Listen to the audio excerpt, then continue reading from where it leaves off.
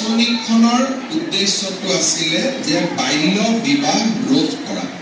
ছাত্ৰসকল যিহেতু বাল্য বিবাহৰ ঘটনাৰ লগত জড়িত নহয়, সেইকাৰণে এই আঁচনিখন প্ৰথম আমি ঠিক কৰোঁতে আমি তাৰ কাৰণে আঁচনিখন কৰিছিলোঁ, যাক এই আঁচনিখনৰ প্ৰয়োজন আছে।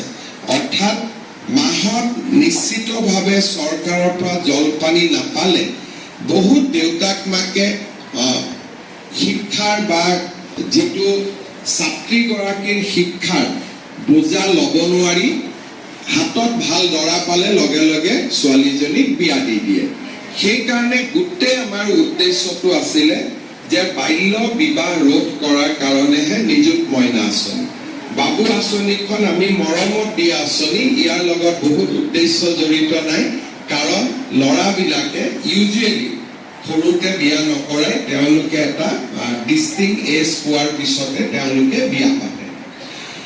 এই আঁচনিখনত আমি ডিছকলেজিয়েট, নন কলেজিয়েট এই ছাত্ৰীসকলক আমি নেক্সট টাইম ৰিপিট নকৰোঁ।